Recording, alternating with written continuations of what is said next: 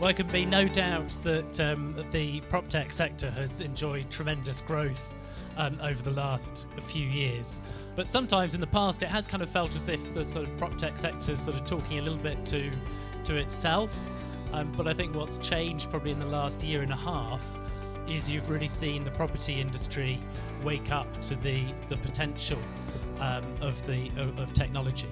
There's a bigger kind of macro change happening though that we're very conscious of. We talked about WeWork earlier, and it's just part of this general trend that as a company you must have an office or premises that are top notch. And having average accommodation is just not going to cut it anymore. I'm doing this 5 or 6 years, so it's been really interesting to watch the shift in the last 12 to 24 months. And there has definitely been a shift because real estate, particularly commercial real estate, has been very stable, generally very risk-free.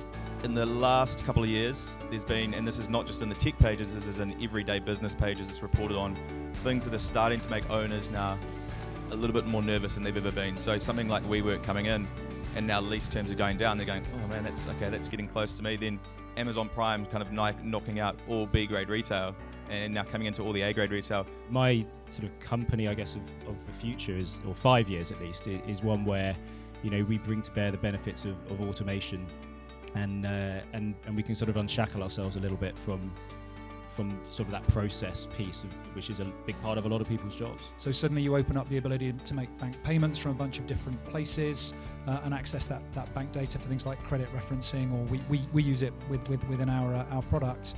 And actually speaking to the regulators there, I think there's absolutely the possibility that type of regulation will move eventually beyond banking into utilities and a number of other areas, really to legislate to address monopolistic tendencies that are based actually on market presence and on size of customer base, but actually at its core on data. And so I think the whole landscape's really, really interesting how it will evolve.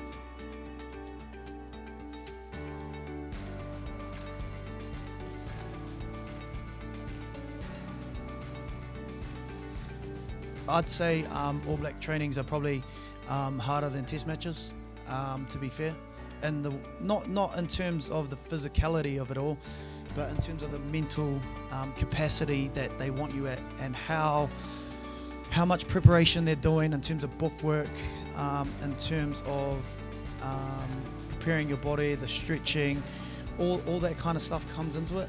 But for me, the All Blacks don't win games just because they rise to the occasion on Saturday.